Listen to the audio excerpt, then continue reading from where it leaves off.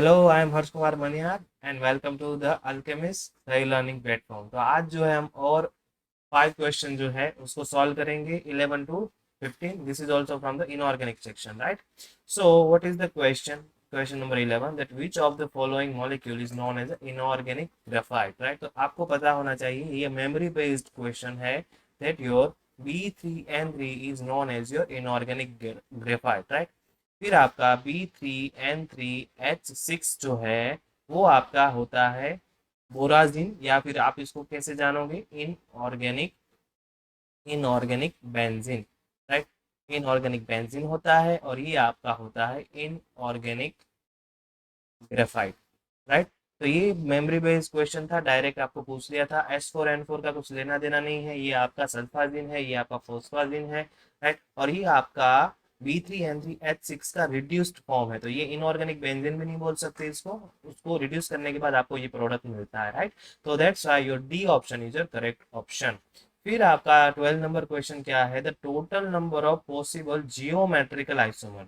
तो आपको पहले पता होना चाहिए कि जियोमेट्रिकल आइसोमर के लिए आपके पास कौन कौन सी पॉसिबिलिटी है, कि आपका सिस ट्रांस हो सकता है, एंड आपका फेशियल एंड मेरिडियनल हो सकता है। तो ये सब जो है आपके आइसोमर्स तभी पॉसिबल है जब आपके दो लिगेंड के बीच में या तो 90 डिग्री एंगल फॉर्मेशन होगा, या फिर आपके दो लिगेंड के बीच में यहाँ पे मेटल होगा, 180 डिग्री जो है वहां पे बॉन्ड एंगल फॉर्मेशन होगा, राइट? तो ये बेसिक जो रिक्वायरमेंट है वो आपको पता होनी चाहिए for your geometrical isomer, right? तो पहले आपको क्या पता करना होगा कि ये आपका कॉम्प्लेक्स जो है, यहाँ पे आपका कोऑर्डिनेशन नंबर क्या है, 4 है, एंड कोऑर्डिनेशन नंबर 4 होगा तो there is a to possibility, tetrahedral भी हो सकता है, स्क्वायर प्लेनर भी हो सकता है। तो आपको क्या पता करना होगा, आपको इसकी यहाँ पे हाइब्रिडाइजेशन क्या होगा, उससे उसके ऊपर से आपका जियोमेट्री कौन सा होगा ये पता चलेगा। तो यहाँ पे आपका ये कॉम्प्लेक्स जो है उसमें आपका रोडियम किस ऑक्सीडेशन स्टेट में है, +1, राइट? निकालना है तो कैसे निकालोगे, ये आपका RH, यहाँ पे आपका Cl, CO, PPH3, एंड यहाँ पे आपका NH3, राइट? तो ये आपका मेटल, यहाँ पे आपका ABCD, मतलब ये तीनों जो चारों जो है अलग अलग लिगेंड है, तो ये MABCD टाइप जो है कॉम्प्लेक्स हो जाएगा। तो यहाँ पे ऑक्सीडेशन स्टेट कैसे निकालेंगे, X इसका -1, और ये सब आपके जो है न्यूट्रल है, तीनों जो है वो न्यूट्रल है। तो फाइनली क्या आ जाएगा, X इज इक्वल टू +1। तो आपका रोडियम जो है वो +1 ऑक्सीडेशन स्टेट में है। इसका मतलब ये आपका कौन सा सिस्टम हो जाएगा, D8 सिस्टम हो जाएगा, D8 सिस्टम हो जाएगा। 1 2 3 4 5 सब सेल्स होंगी। अभी आपको पता है कि एक चीज अगर पता नहीं है तो आप याद रखो कि जब भी आपकी 3D के बाद 4D एंड 5D मेटल कोई भी होंगे, 4D एंड 5D मेटल कोई भी होंगे, तो वो आपके लो स्पिन कॉम्प्लेक्स ही देंगे। वहां पे आपके इलेक्ट्रॉन जो है वो पेयरिंग कर जाएंगे। आपके पास वीक फील्ड लिगेंड हो या स्ट्रॉन्ग फील्ड लिगेंड हो, मैटर नहीं करेगा, वहां पे हमेशा लो स्पिन कॉम्प्लेक्स ही मिलेगा, इलेक्ट्रॉन पेयरिंग कर देंगे। तो यहाँ पे पेयरिंग होने के बाद क्या हो जाएगा, 1 2 3 4 5 6 7 8, और आपके पास 4 लिगेंड है तो वो आपके ऐसे हाइब्रिडाइजेशन करेंगे, 1 2 3 4। तो यहाँ पे आपका फाइनल हाइब्रिडाइजेशन क्या आ गया, DsP2। इसका मतलब ये आपका क्या है, स्क्वायर प्लेनर कॉम्प्लेक्स है। जियोमेट्री क्या होगी, स्क्वायर प्लेनर जियोमेट्री हो गई, राइट? तो यहाँ पे आपका RH, Cl, CO, PPH3, और यहाँ पे आपका NH3। तो आपको पता होना चाहिए कि जब भी आपके ऐसे चार डिफरेंट डिफरेंट लिगेंड आपके मेटल के साथ है तो आपको क्या करना है, कोई भी एक लिगेंड को होल्ड करना है और इन तीनों लिगेंड को आपको ट्रांसफर करना है, राइट? तो क्या हो जाएगा, यहाँ से आपका क्या हो जाएगा, ट्रांसफर करेंगे तो RH, यहाँ पे आपका PPH3 यहाँ से यहाँ पे चला गया, तो यहाँ पे आपका PPH3 आ गया, क्लोरीन यहाँ पे आ गया, और NH3 यहाँ पे आ गया, और CO को आपने क्या कर लिया था, होल्ड कर लिया था, ठीक है? फिर आप फिर से CO को होल्ड करेंगे, को जो है होल्ड करेंगे, और इन दिनों को आप रोटेट करेंगे तो क्या हो जाएगा आपको, यहाँ पे RH, ये आपका NH3, यहाँ पे आपका PPH3, और यहाँ पे आपका Cl, और यहाँ पे आपका CO, राइट? अभी आप एक और बार इसको होल्ड करेंगे और रोटेट करेंगे तो फिर से आपका ये फर्स्ट स्ट्रक्चर जो है वो आपको मिल जाएगा, राइट। तो यहाँ पे आपको ऐसे तीन डिफरेंट डिफरेंट आइसोमर्स मिल रहे हैं। तो यहाँ पे आपके फर्स्ट स्ट्रक्चर के लिए तीन आइसोमर्स मिल रहे हैं, राइट। फर्स्ट स्ट्रक्चर के लिए आपको तीन आइसोमर मिल रहे हैं। और सेकंड क्या है, सेकंड क्या है आपका रुथेनियम वाला कॉम्प्लेक्स है, ये वाला कॉम्प्लेक्स है। तो यहाँ पे आपका सेकेंड जो कॉम्प्लेक्स है वो क्या है, मेटल। मेटल के साथ ये आपका एक लिगेंड जो है आपके दो बार, तो इसको हम Ma2Bc ऐसा करके लिख सकते हैं, राइट। Ma2Bc ऐसा करके लिख सकते हैं क्योंकि आपका ये क्या था, PPH3 है, राइट। वो आपका PPH3 थ्राइस है, कुछ और नहीं है। PPH3 ट्वाइस, फिर आपका रुथेनियम, फिर आपका CO, और फिर आपका CF2C2H2, राइट। वही है C2H2, राइट। तो ऐसे आपके पास चार लिगेंड है। तो ये आपका ए हो गया, ये आपका बी हो गया, ये आपका सी हो गया। इसको हमने जनरलाइज फॉर्म में लिख दिया है। अगर आप हमारे स्टूडेंट हो तो आपको पता होगा कि जनरल फॉर्म में लिखने के बाद आपको सिर्फ जो है कि कितने आइसोमर्स निकलेंगे वही देखना है। तो आपको पता है कि यहाँ पे आपका ए एक बार ऐसे हो सकता है, राइट। और यहाँ पे आपका BC, तो ये आपका क्या हो जाएगा, सिस आइसोमर हो जाएगा। और दूसरी बार जब आपका ए और ए जो है वो ऐसे होगा, राइट, तब आपका वो जो है ट्रांस आइसोमर होगा। यहाँ पे 180 डिग्री एंगल है, यहाँ पे आपका 90 डिग्री एंगल है। तो यहाँ पे आपकी सिर्फ दो पॉसिबिलिटी है सिस एंड ट्रांस की। तो पहला जो आपका कॉम्प्लेक्स है वो तीन आइसोमर देता है और दूसरा कॉम्प्लेक्स जो है वो आपका दो आइसोमर देता है। तो आपका C option is the correct option. समझ में आ गया, इजी है। ओके, सो नेक्स्ट क्वेश्चन क्या है, that which of the following spin complex has the largest CFSC, right. तो यहाँ पे हमें क्या करना होगा कि हमारी कौन सी सिस्टम है वो पता करना होगा और उसके हिसाब से CFSC वैल्यू निकालना होगा। लास्ट में एक ट्रिक दे देंगे तो आपको इजीली हर एक जो आपकी सिस्टम है उसके लिए आप डायरेक्टली CFSC वैल्यू निकाल सकते हो। यहाँ पे आपका Mn+2 ऑक्सीडेशन स्टेट में है, यहाँ पे आपका Mn+3 ऑक्सीडेशन स्टेट में। क्यों, क्योंकि ये आपके न्यूट्रल लिगेंड है, राइट। यहाँ पे आपका क्रोमियम+2 ऑक्सीडेशन स्टेट में है, यहाँ पे आपका क्रोमियम+3 ऑक्सीडेशन स्टेट में है। ये कौन सी सिस्टम हो जाएगी, D5 सिस्टम हो जाएगी, ये आपकी D4 सिस्टम हो जाएगी, ये आपकी D4 सिस्टम हो जाएगी, और ये आपकी D3 सिस्टम हो जाएगी। तो आपको क्या करना होगा, D4, D5 एंड D3, ये तीन सिस्टम के लिए सिर्फ आपको CFSC वैल्यू निकालनी होगी। तो कैसे निकालोगे, तो आपको पता है कि आपकी 5 डीजनरेट ऑर्बिटल जो है वो आपकी T2G एंड EG में स्प्लिट होंगी और आपको हाई स्पिन कॉम्प्लेक्स है तो विदाउट पेयरिंग आपको यहाँ पे इलेक्ट्रॉन फिलअप करने हैं। तो 1 2 3।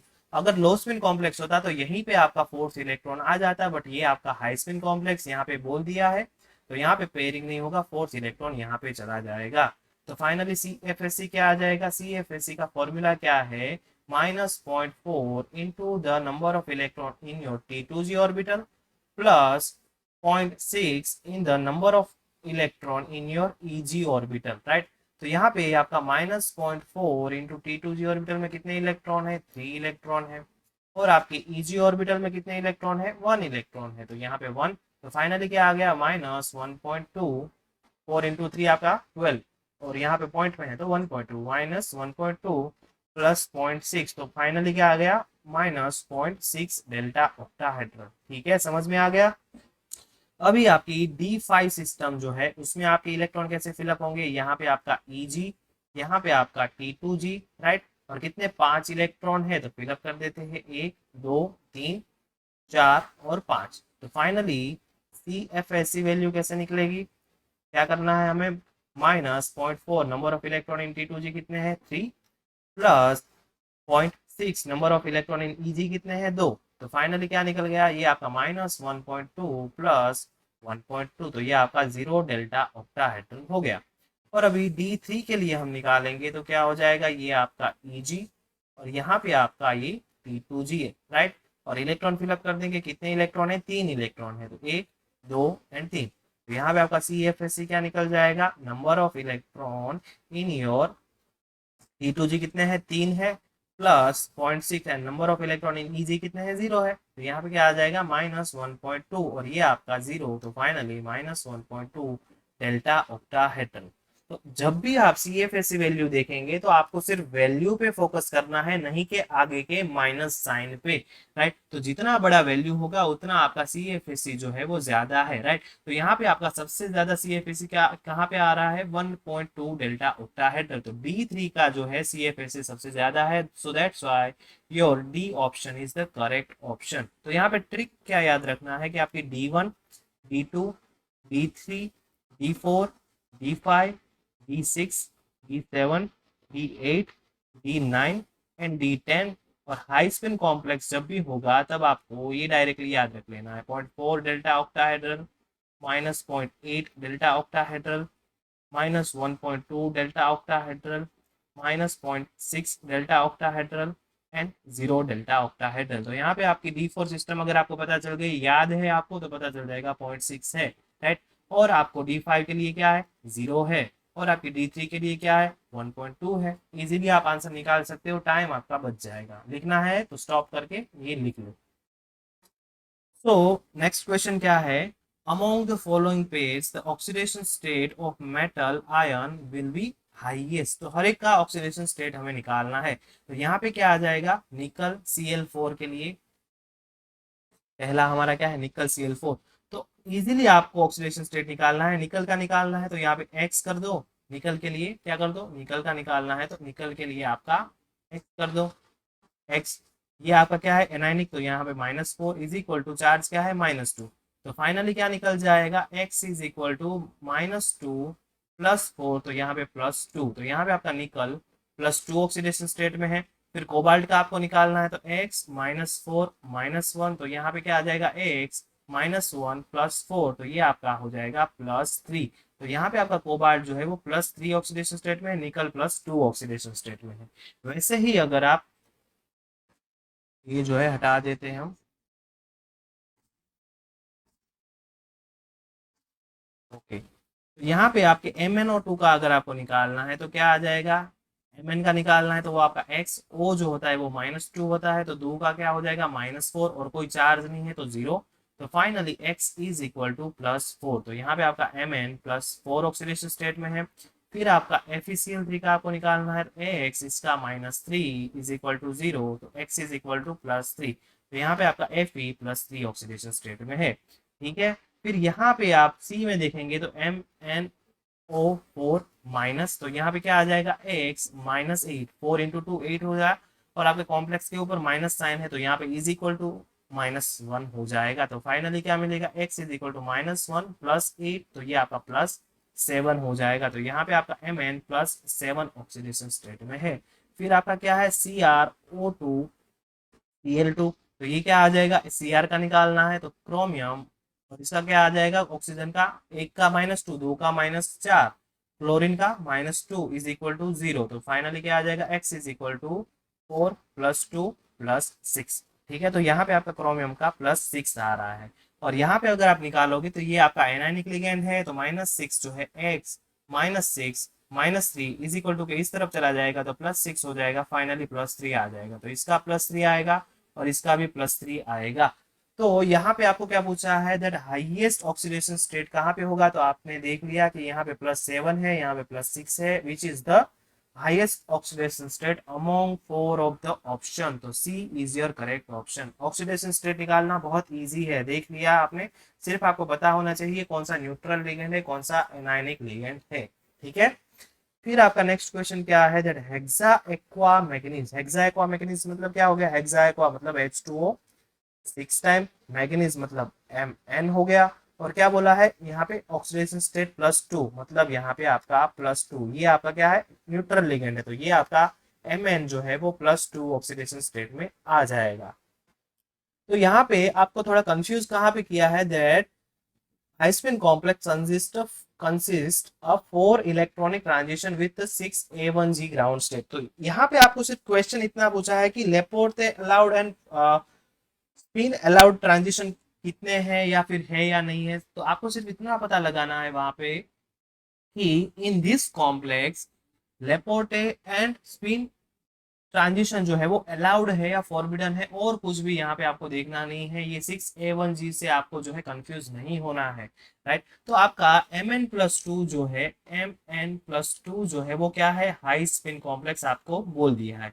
तो हाई स्पिन कॉम्प्लेक्स होगा, इसका मतलब ये आपका जो है E ऑर्बिटल है, और यहाँ पे आपका ये जो है T2G ऑर्बिटल है। तो 5, ये क्या आपकी सिस्टम हो जाएगी, D5 सिस्टम हो जाएगी, राइट। तो यहाँ पे आपके 5 इलेक्ट्रॉन जो है वो आप ऐसे फिलअप कर दोगे, 1 2 3 4 और 5। समझ में आ गया, समझ में आ गया। तो यहाँ पे आपको क्या देखना है कि स्पिन अलाउड है या नहीं है, और लेपोर्टे अलाउड है या नहीं है। तो आपको उससे पहले क्या पता होना चाहिए, स्पिन अलाउड और लेपोर्टे अलाउड का आपको कंडीशन पता होना चाहिए। तो स्पिन अलाउड कब होगा, जब आपका डेल्टा एस का वैल्यू जो है वो 0 होगा। मतलब सपोज आपका D1 सिस्टम है, D1 सिस्टम है, यहाँ पे एक इलेक्ट्रॉन है। अभी in the presence of light ये इलेक्ट्रॉन यहाँ से ट्रांजिशन करके अपने हायर एनर्जी लेवल में जा रहा है। मतलब यहाँ पे आपका T2G था, ये आपका EG है, राइट। तो ये T2G में से EG में चला गया, राइट। इसका मतलब यहाँ पे आपका S का वैल्यू क्या है, एक इलेक्ट्रॉन है, +1.5, और यहाँ पे आपका S का वैल्यू क्या है, +1.5। तो delta S is equal to क्या होगा, +1.5, मतलब इसका एक ले लो माइनस इसका +1.5, इसका +1.5। तो फाइनली आपको क्या मिल जाएगा, delta S is equal to 0। इसका मतलब आपका D1 सिस्टम जो है वो स्पिन अलाउड ट्रांजिशन यहाँ पे पॉसिबल है। यहाँ पे जो ट्रांजिशन है वो स्पिन अलाउड होगा। समझ में आ गया। तो स्पिन अलाउड के लिए क्या होना चाहिए, डेल्टा एस मस्ट बी 0। तो यहाँ पे आप देखो, अगर मैं in the presence of light यहाँ से कोई भी इलेक्ट्रॉन ट्रांजिशन करके अगर यहाँ पे ले आऊंगा तो क्या पॉसिबिलिटी होगी, क्या पॉसिबिलिटी होगी, ये आपका EG आ गया, ये आपका T2G आ गया, और ये आपका EG आ गया, राइट। तो यहाँ पे आपके 3 इलेक्ट्रॉन थे, 2 बच गए, एक इलेक्ट्रॉन ने ट्रांजिशन कर दिया अपने हायर एनर्जी लेवल में। तो यहाँ पे आपका S का वैल्यू क्या था, +5/2, राइट। हर एक का 1/2 1/2, 5 इलेक्ट्रॉन है तो 5/2। और यहाँ पे क्या आ जाएगा, 4 का जो है 4/2 और एक का -1/2। तो फाइनली क्या आ जाएगा आपका 3/2। तो जब आप यहाँ पे डेल्टा एस करोगे तो क्या हो जाएगा, 5/2 -3/2 विच इज इक्वल टू, ये क्या हो जाएगा आपका 5 -3/2, ये 2/2 और 1 हो जाएगा। तो delta S is equal to 1। तो यहाँ पे क्या आपकी कंडीशन जो है वो फुलफिल हो रही है। Delta S should be is equal to 0, should be is equal to 0, तभी वो जो है वो आपको स्पिन अलाउड ट्रांजिशन देगा, स्पिन अलाउड ट्रांजिशन देगा। Delta S is not equal to 0 जब भी होगा, इट इज स्पिन फॉरबिडन। तो आपने यहाँ पे देख लिया कि आपका ये जो ट्रांजिशन जो है वो एक क्या आपको मिल गया, spin forbidden, spin forbidden, right. दूसरा क्या है, लेपोर्टे अलाउड है या नहीं है। तो लेपोर्टे के लिए आपके पास क्या है, लेपोर्टे के लिए आपके पास कंडीशन क्या है, delta L is equal to +n-1, right. अगर आपका delta L is equal to 0 और +n-2 +n-3 या कुछ भी हुआ, इसका मतलब ये आपका लेपोर्टे फॉरबिडन ट्रांजिशन है, और ये आपका जो है लेपोर्टे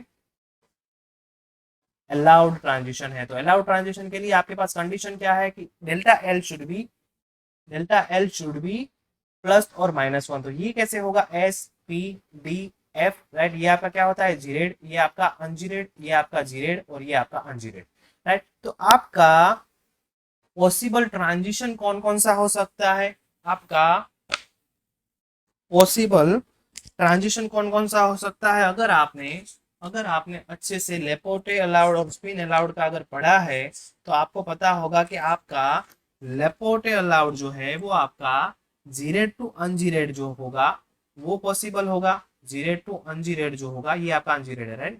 जीरेड टू अनजीरेड जो है वो पॉसिबल है, राइट। और अनजीरेड टू जीरेड मतलब आपका gerade to ungerade transition possible है, और आपका अनजीरेड टू जीरेड ट्रांजिशन जो है वो अलाउड होता है, राइट। और आपका कौन कौन सा ट्रांजिशन अलाउड होगा, S2P ट्रांजिशन जो है वो अलाउड होगा क्योंकि वो जीरेड टू अनजीरेड हो रहा है, राइट। फिर आपका S2F ट्रांजिशन है वो भी आपका अलाउड होगा क्योंकि वो भी आपका जीरेड टू अनजीरेड हो रहा है। फिर आपका P2S भी पॉसिबल होगा और आपका F2S भी पॉसिबल होगा, राइट।